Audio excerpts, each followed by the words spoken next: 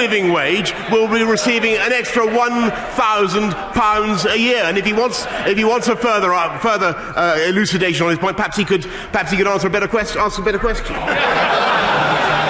Mr. Speaker, the Prime Minister himself fought with unbelievable levels of energy to protect the bankers' bonus.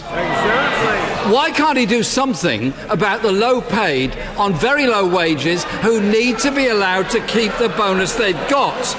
When is he going to stop talking Britain down and start recognising the extraordinary achievements of the UK economy? Labour is supposed to have had a period of reflection, Mr. Speaker, since the last election. They're supposed to have been reflecting on the results of the last general election. They've decided, as far as I understand it, that what they want is even more Corbynism, Mr. Speaker. A four-day week, increases in taxes on working people, uncontrolled immigration from everywhere. I refer the right honourable gentleman to the answer the British people gave to him 4 weeks ago. Jeremy Corbyn! Wouldn't it be truly wonderful if the Prime Minister answered a question about universal credit?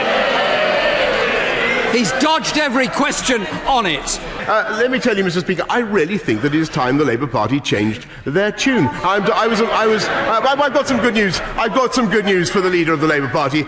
He was voted by Labour members as the most popular Labour leader since records began. I want him to know that those sentiments are warmly shared by many on this side of the House. Mr. Speaker, the Labour Party will never abandon the poor of this country. Levels of child poverty are a national scandal. The Prime Minister seems unable, incapable or unwilling to answer that question. Universal credit had 3 aims. It was meant to make work pay. Low-paid workers are not allowed to even keep their bonuses. It was meant to be simple, but has created mind-numbing complexity. It was meant to reduce poverty. It's driving people to food banks. As we've seen today, the Prime Minister isn't able to answer questions on it. The fact is, this government has baked in austerity for tens of millions of people. When will he finally accept that the universal credit system is broken, is damaging, is dangerous to people's living standards, and it should go? Prime Minister. That must look good in the mirror. Mr. Speaker, the right honourable gentleman wants to do nothing else except keep people in the welfare trap.